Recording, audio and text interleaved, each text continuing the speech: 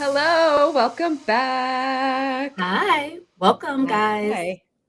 Welcome. So good to have you back for episode 13 of Ooh, Living Richly with Curo. 13. So exciting. yeah, we're cooking. Yeah, Love it. we are cooking. Today we have a very popular topic that we're going to talk about, which is Medicare. We talk about Medicare all the time with clients, and Mm. it's such a complicated topic. And we actually invited an expert to come on to answer some commonly asked questions about Medicare. But before we do that, first of all, I am Ann McCabe, CEO and partner here at Curo Private Wealth. I always forget to introduce myself, and I'm joined by my awesome partner, Teresa. Say hello. Hi, I'm Teresa Roberts, COO and partner at Curo Private Wealth. All right. So now that we've gotten our intros out of the way, we are going to be bringing in John Norce here momentarily to talk all things Medicare. But before we do that, let's do a little A-team catch up. So, Teresa, what is new and exciting in your life? New for me, I am approaching a vacation, which I'm very excited about. I'm going to Cartagena, Colombia, with my sorority sisters from undergrad. It's been 20 years since we've been together. It almost scares me thinking about that number. But so I'm having a little bit of anxiety though about preparing for the trip because of course I feel so behind. And then, as a woman, there's like 10 appointments you got to schedule before you go on any trip. It's like hair and nails and, and wax. So it's like trying to get all of the things in and get it done. But very excited about that. So that's been like all consuming for me, work and then preparing for that trip. It's the only thing I can think about at this point. And the amounts of money that I'm spending on ordering bathing suits as if what I need is more bathing suits. You do. You're going to Cartagena. I mean, they have Yeah. really strong bathing suit games there. Yeah. So, Yeah. So that's yeah. what's new in my life, just swiping my credit card and finding more things to fill my suitcases with. Yes, but going on an amazing trip with girlfriends to an incredible place. I've been to Cartagena. It's gorgeous. Yeah. There's this La Ciudad de Muralla, it's called, which is like Hmm. the city of old wall, I think is what it would translate to. And it's just so beautiful, like really cool restaurants and like plazas and stuff inside. And you're going to have a blast. I can't wait for you. And you know me, I've already booked like restaurant reservations. I'm like, oh, I have to go to this place. Yes. So that was the first thing on the itinerary for me is where am I going to eat in, in Cartagena? So I'm Yeah, excited. we're gonna need like a full summary of your foodie endeavors in Cartagena when you get back. Absolutely. That will be your catch up.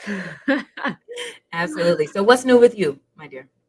What's new with me is this past weekend we decided to do a family digital detox, which I highly recommend. We decided that our children are addicted to their screens. Mm-hmm. And, let's face it, most of us I would say adults are also for addicted most to our adults, screens. absolutely. Yeah. So we sat the kids down. It was hilarious. We were like, boys, we need to have a family meeting. Everybody was freaking out. And, we started by saying nobody is dying, nobody is sick, and nobody is in trouble. And of course, the first question was, are you guys getting married? And we were like, no, we're not getting married. I'm not pregnant and we're not getting married. Right. So they were like, well, then what on earth could it be?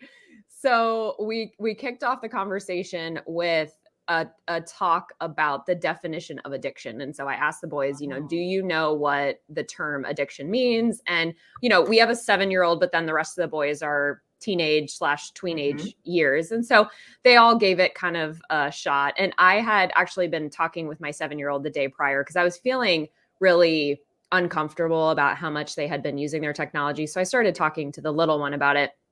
And so anyway, it was interesting to hear their definitions, but we talked about things like, doing something or using something and not being able to stop and actually feeling worse or it having a negative impact on you. And when you stop doing it, having withdrawals.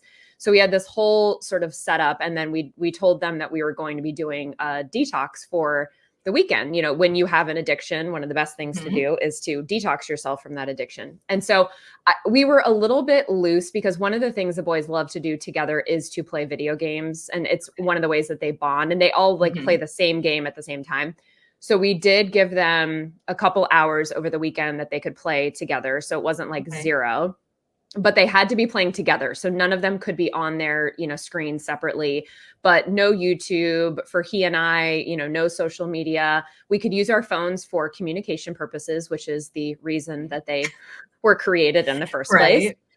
And it was great. The oldest, the 14-year-old, had a little bit of a fit, to which we said, these are the withdrawals that we were talking about that happen when you can't use your addictive method. Yeah. But anyway, by the end of the weekend, the 7-year-old was brave enough to admit that he felt better and that he actually was grateful for the digital detox. The rest of them were like, you suck. Stop saying that, because we're going to have to do it again. But we appreciated his honesty.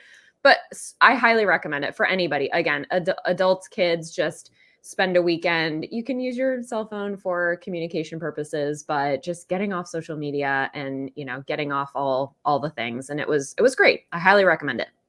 Yeah, it's impressive that you actually survived in a house with teenagers on a detox from their phones. So kudos to you. Hats off to you and Wally on that one. Thank you. Yeah. They got creative. They got their Nerf guns out that they hadn't played with, and they got full battle gear on, and they were having a battle around the house. And, we played some card games, and we went for walks outside, and it was cool to see that creativity. And, I hate to say this, I sound old when I say this, but when we were kids, I mean, yes, we had video games, but I just feel like we were so much more creative because we had to be when we were kids, and kids these days can just go straight to screens and they don't have to have that creativity anymore. So it was it was lovely. That's nice. I'm glad it was an overall positive experience, at least for you. It was. Exactly. Yeah. The kids probably disagree, but Anyway, so with all that, let's get into our topic of today, which is Medicare. And like I said, we have a special guest on, John Norce. So we are going to bring John in and ask him a bunch of questions, which we hear from clients all the time. So let's bring in John. Hey, John, welcome. Good morning. Hi. Good morning. So good to see you. Great to see you guys. Thanks for having me. Thanks for being here. Yeah. Thank you so much for being our guest for a topic that we get a ton of questions on, as you can imagine, Medicare, which is not complicated at all, right? Like, why do we even get questions on it? Very easy. Exactly. So before we get into some questions for you, John, I just wanted to give our listeners a little bit of your background, because it is impressive. And we don't use the term expert lightly, but you are a Medicare expert, which is why we're having you on today. So you are the president and founder of MP Group, which is an independent Medicare insurance agency specializing in and dedicated to helping seniors transition into Medicare, which we've already explained is a very complicated process. And you've got over 35 years of industry experience. You're involved in a whole bunch of organizations. You teach people continuing education, et cetera, et cetera. So I want our conversation to be nice and long. So I'm going to stop with the bio, but it's long and impressive. But again, thanks so much for joining us, John. Thanks again for having me. Look forward to sharing my knowledge and having some fun with you guys today. Absolutely. So why don't we start, John, with just sort of what is Medicare? What's sort of a definition or an explanation of Medicare? And how about like a quick summary on how we got to Medicare the way it is today? Sure. So little history included with that. Medicare started in 1966. So 58 years ago, it was birthed. And what you'll hear me kind of refer to today consistently is original Medicare. And that's what that bill or act is referred to as. And that comprises of parts A and B. And what Medicare was created to do is to provide health insurance for people over the age 65, those under 65 with certain disabilities, and anyone with Lou Gehrig's disease, ALS, and end-stage renal disease. So that's the qualifications for it. And again, original Medicare, just simply Part A, for argument's sake, is going to be a hospital stay. It's the physical building that you stay in and any bills or care associated with the hospital. It would be outpatient rehab at a skilled nursing facility, hospice, and then it covers some home health care. Part B is everything else, your doctors, your MRIs, your labs, your CAT scans, and things like that. And how the program was established is A is paid through your taxes. So when you see that line item on your paycheck, 1.65% that you pay, 1.65 match from your employer, that pays for Part A. And you can claim off you or a spouse if they qualify, same 40 quarters or 10 years of work.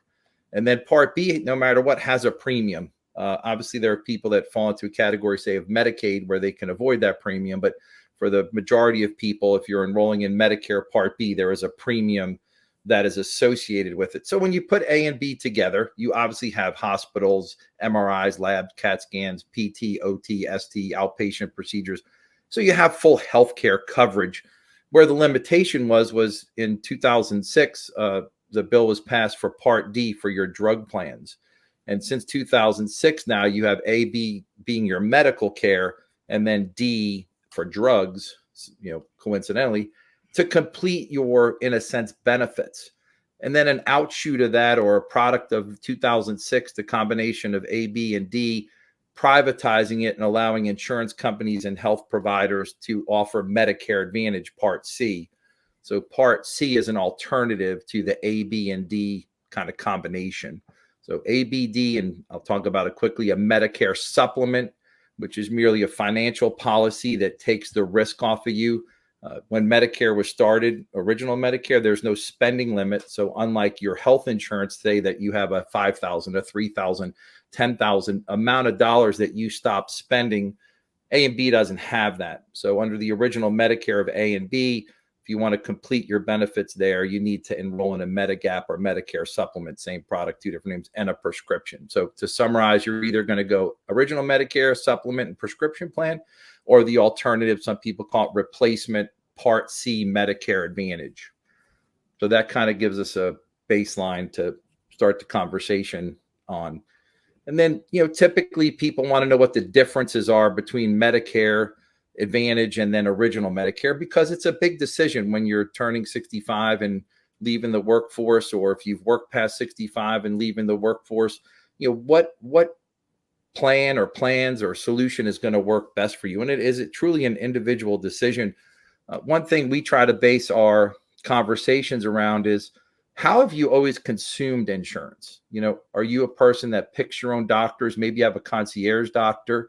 How do you or have you been a person that always just leans on your primary care doctor to just refer you out for care? So that kind of starts the conversation. And as you can imagine, that leads you down either path, because one thing I failed to mention is you have to pick one or the other. You can't say have a Medicare Advantage plan and then see doctors under A and B. It's one or the other. So that's why these conversations are important to shape your decisions later on. When a person, John, is looking to make that choice, what is maybe one of the top considerations they should have? Just one thing you typically advise if they're trying to choose between the difference. Is it that the way they consume insurance, is that the best way to get that conversation going? Yeah, great question. So really, the first thing that you want to look at is provider participation. And what I mean by that is, do your current team of doctors, whether you just have a primary, a cardiologist, a dermatologist, whoever consists of your care team, what plans or do they take Medicare? Because that's a simple starting point, because let's just use Medicare. If all your doctors take Medicare, the important point of that conversation is that this individual, this fictional, can enroll in Medicare and have no interruption in care. Now, granted, the payor is changing, but the confidence in the care and the advice they've received all their life will continue. The same thing applies for Medicare Advantage, because they have networks as well. So the first thing that kind of determines what direction is saying, what plans or plan does my providers take? And the same thing now applies with your prescription drugs. Thankfully, a lot of the drugs are, generics that we as a society take, but there are a lot of brand name drugs, and you want to make sure the plan or plans that you're considering, they have what's called a formulary, which is a list of covered drugs, and you would want to match up your medications with that formulary, again, so that you enter that plan knowing that there will be cost sharing for your medical costs. Because as you can imagine, there are many medications that cost significant amount of money each month, and not having insurance would make it very difficult to pay for a lot of people. So it's a great question. That kind of is where the path is started to be shaped, because those answers will determine, like, hey, my friend has such and such a plan, they love it. Well, your doctor doesn't take that plan. So that kind of helps shape that conversation. Some of the other things that are important to consider is when I went back to about how you access care. So under Medicare, if I chose to choose A and B, even though I may live in Virginia, I technically have access to doctors throughout the country. Medicare claims to have 675,000 providers approximately. I can access those doctors without a referral. Now, obviously, doctors have the decision to take new patients, not take new patients. It doesn't matter. I can't force a provider to see me because I have Medicare. However, if there was a specialist at Johns Hopkins and I was able to schedule an appointment with them under Medicare, I do not need a referral. If I spend 6 months of the year in Florida and I want to have a cardiologist down there to take a look at me, even though my primary doctor may be in Virginia, I'm allowed to do that under Medicare. I don't need those referrals. Medicare Advantage has networks, so you would want to make sure that your plan potentially would have doctors in both locations. Sometimes there's PPO plans available with Medicare Advantage that would accommodate that. Where opposed, if you have an HMO plan, it may be more restrictive. And now that doctor in Florida could be an out-of-area claim or at a network claim, or you wouldn't be able to be at a network, be covered on an HMO. So you would be paying full cost for things like that. So these are important kind of lifestyle decisions that you want to make based around how you live your life, again, to accommodate your medical care.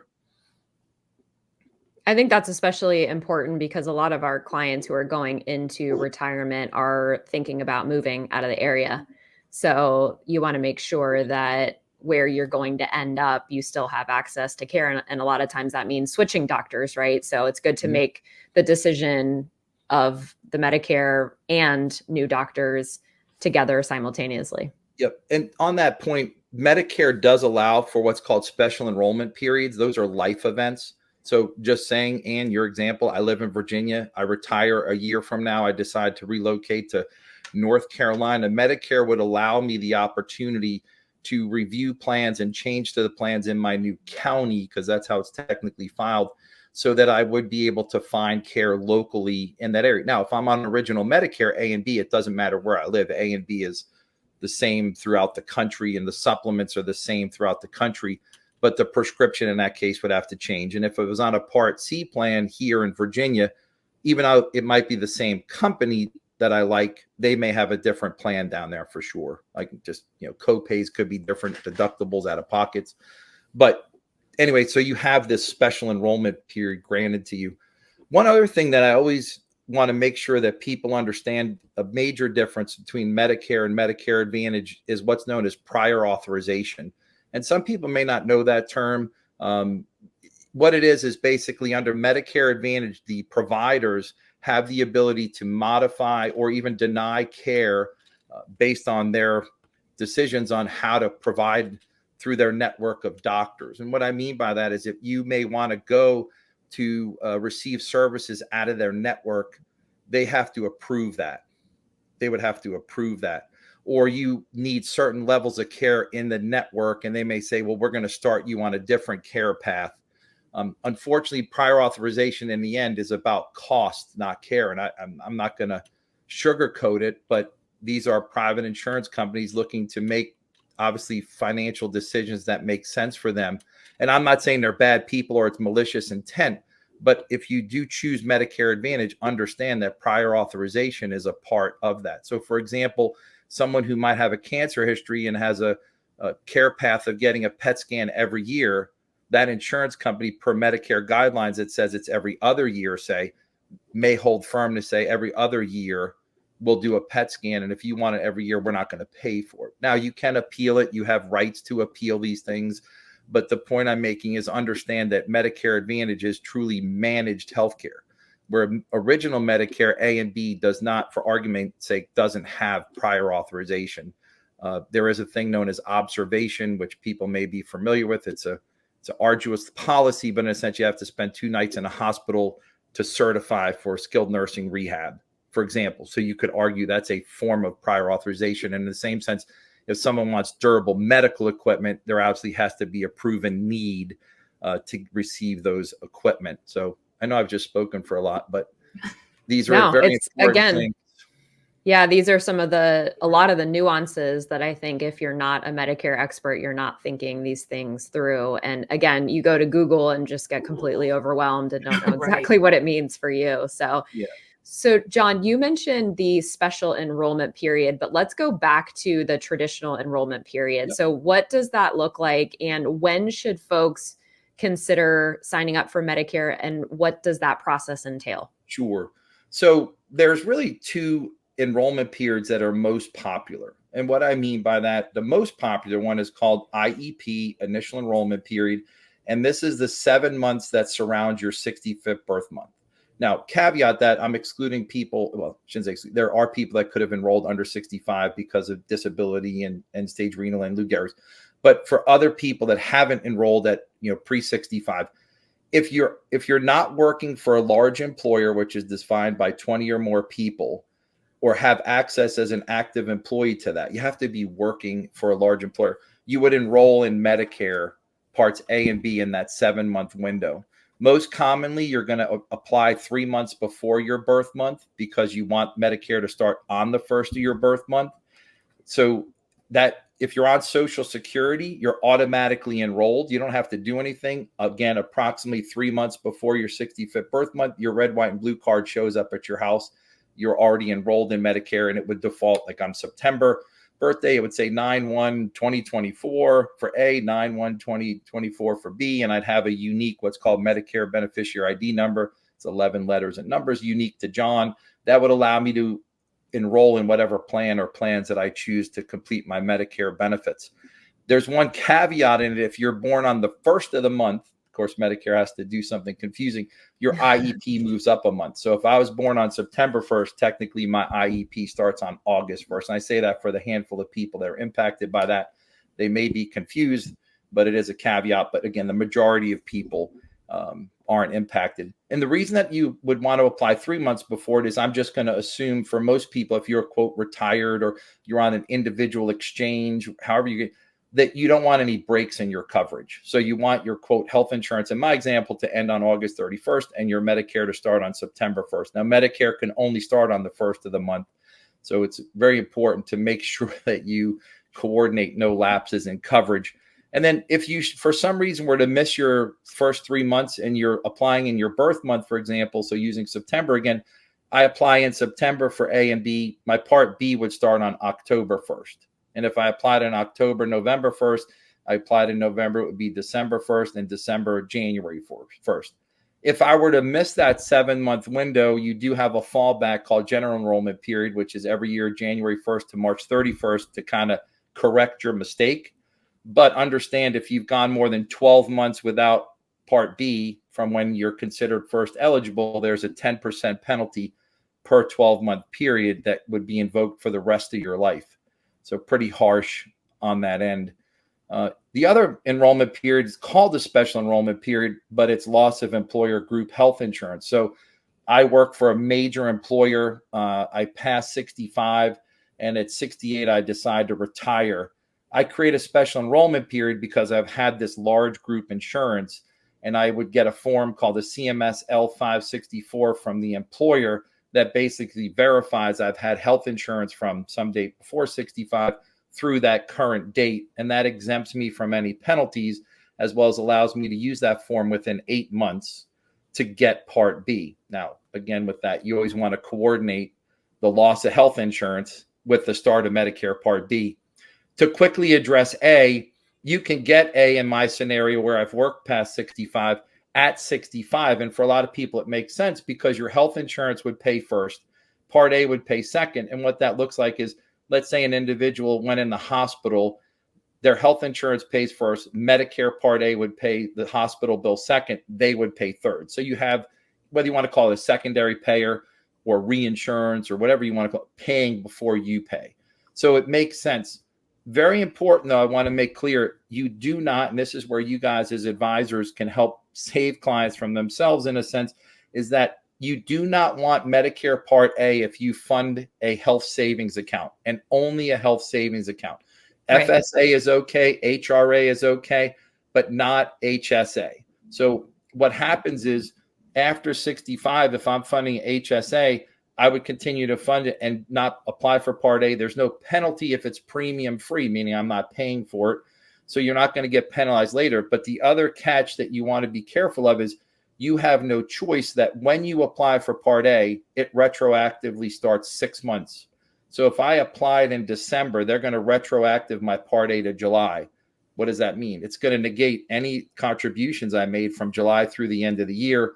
As well, it would negate if, say, in January, at your advice, like your advisor, hey, just fund your HSA for the whole year. I would also negate that. Yeah. Because now I'm paying for months after July, even though I funded it before it, and that won't fly. You'll face penalties, interest, and then excess penalty is 6%. So it's a great, you just want to make sure they understand that coordination. We don't cost anything. I didn't make it clear. There's no cost for our services. We're paid by insurance companies. And for anybody listening, if you want proper advice on how to plan for the transition, just give us a call. We'll tell you when to stop your contributions and when to apply for Medicare and coordinate. There's no, again, we don't charge anything. We're just glad to provide that service to make sure you avoid any taxes and penalties like that. Then one other important conversation to have, and we see this a lot from our financial advisors, is that an executive retires and is offered COBRA at 68 years old. Very important to understand that COBRA after 65 cannot be primary, meaning I cannot depend on COBRA to pay all my claims like it did if I'm 62 or 58 or 46. And what happens is, in order for you even to have COBRA's value, I have to have either A or B or A and B prior to being offered COBRA. And if I don't have A and B prior to being offered COBRA, the minute I get A and B, COBRA terminates. COBRA can only work like a Medigap policy where it's going to pay after A and B, and it can also provide prescription drug benefits. So for those people planning on retirement and want to negotiate some kind of COBRA buyout or things, be very careful. And again, we will give you our advice on how to get through that, but be very careful when that's offered. And it also doesn't matter that the employer is paying for it. Under the arrangement, it doesn't matter. Meaning if you didn't have A and B and the employer's like, we're going to pay for COBRA, understand you need to get A and B, COBRA's gone. Very important stuff. We always want to make that clear. Yeah. Are there any special considerations for, let's say, a spouse in a situation? So we run into some situations where one of the spouses is working and they both are covered on that employer's group health plan. And then the non-working spouse reaches age 65. And we always get the question, well, should he or she start Medicare now? Does that make more sense? Are there any considerations for a non-working spouse who reaches 65 when they've been on their spouse's health plan? Yeah, great question. So there's only one question that matters there, and this is a government guideline, is the working spouse's employer have 20 or more employees. That's the magic number for those listening at home. If you or your spouse's insurance is through an employer, as long as it's 20 or more, that spouse, the working spouse remains working. The non-working spouse can remain on that health insurance until that working spouse retires. So they could get Part A. Again, if they're not funding an HSA, that non-employee spouse could, in a sense, get Part A and have that first payer of the health insurance, Medicare Part A, second payer. We would recommend that in that situation. Again, assuming they're not funding an HSA. The problem we face that becomes difficult is that, let's just say the company's the three of us, and I know I'm the oldest one here, and I'm turning 65 and my spouse is 62. I have to get Medicare. I just do, as under the guidelines. What would happen there potentially is I could keep the health insurance as a secondary payer for my Medicare. My spouse could remain on it potentially, but you want to make sure that that insurance company will provide secondary payers to me. So it can get complicated. Again, we're available to make conversations and help people find the truth and the right answers so that they do the right thing for sure. Yeah, and we'll be sure at the end of the episode to share your contact information, John, and where folks can find you if they have specific questions about their situation. So we've got time for one last Medicare question. What is this person called Irma that we hear about when we talk about Medicare? I always want to cover it. So Yeah. Irma is what's called your income-related monthly adjustment amount. It actually started in 2006. By 2011, it impacted both parts B, boy, and D, drug. And how that works is that if I enroll in Medicare Part B first, which I would, the government will do a 2-year look back on my income. And based on 2 years ago, make an assessment if this year it's over $206,000. If my modified adjusted gross income, let's say I file as a household, my wife and I, if it's over 206, they would add a surcharge to my Part B. So for example, this year, 174.70 is the base premium. If I'm over 206, but less than 258, they would add $69.90 to my Medicare premium as an adjustment for my high income. And that's per person, by the way. So if you're talking about a spouse. Everything in Medicare is an individual enrollment. So one funny question we get is, well, if I work, but my spouse doesn't, I make all the money, my spouse claims zero, it doesn't matter. You file a joint tax return. Now, you do have the ability to appeal it using an SSA 44 is the name of the form. And you can fill it out if you had a life-changing event, work stoppage, so you truly retire. And this year, your income is going to go from 250 to 100 because you're just going to collect Social Security and minimal investments or something. You would be able to appeal that, and the government would make a determination saying, hey, John, we know that 2 years ago you made 250, but this year you've said you're going to make 100. Based on that, we're going to reduce and remove the 69.90 and charge you only the base premium. You have that right to do that. In the same sense, if you had work reduction, I work with our fictional company and we have 100 employees and all those stuff. And I say, hey, I'm just going to work part-time. I'm no longer eligible for group health insurance. That also would put me on Medicare and allow me to appeal if my income goes down as a result of working less hours. So they do allow you to appeal it. Part D has the same concept of income, the same brackets, but you won't see it until you actually enroll in Part D that the government will assess it, because they don't know, like they're not just going to assume you're getting Part D coverage, because you could have, for example, TRICARE or VA benefits and not necessarily need to buy a prescription drug plan. So the Part D comes later, but that is another surcharge, same brackets. It starts at $13.30 if you're in that 206 to 258 and escalates up to, I believe, $81 additional. And the Part D, what makes it unique is you're going to pay potentially a premium for your Part C or Part D plan that's providing your prescription benefits. This is in addition to that premium. So where Part B is one premium for all of, in a sense, one premium where they combine IRMA along with your base premium for a total amount. Part D, you could be paying a private insurance company for your actual benefits and then paying the government that surcharge. Got it. And do you, in your experience, John, in the example where someone retires and so their income does dramatically decrease when you compare it to 2 years ago, do you typically see those appeals get approved? Yeah, they do. What happens is you have to provide proof of that work or life event. So again, hypothetically, I have a letter of, let's say I got retirement, a letter saying, hey, John, your retirement starts on July 1st. You'll no longer be employed by ABC company, blah, blah. I can use that letter along with the SSA 44 of proof of that life event. I also have a right under risk of perjury to write an honest letter saying I work for ABC Corporation for 20 years. My last day of work is such and such. As a result of this event, my income will be reduced, that kind of thing. So got it. Yeah. So people should take the time to appeal if you are in that life situation where you've just retired and your income has come down. We understand that people's finances are private, believe me, and we respect everybody's finances. But we will have that conversation as part of our education process up front when people go, well, what's Medicare going to cost me? We'll share the IRMA chart and I'll say, look, you can find out what bracket you're in and I'll explain it to you. You don't have to tell me your financial. And other clients are more candid and say, hey, John, we don't, here's what we're going to make. And, I want more realistic assessment. But in both scenarios, we're going to give that client all our knowledge and explain how the process works, navigate them through the process, tell them where to send it, all that other stuff. Not a problem. Awesome. Yeah, that's where it's key to talk with an expert about your specific situation. Well, we don't mind, again, to go back real quick. I mean, making the decisions of Medicare, we really look at it two ways.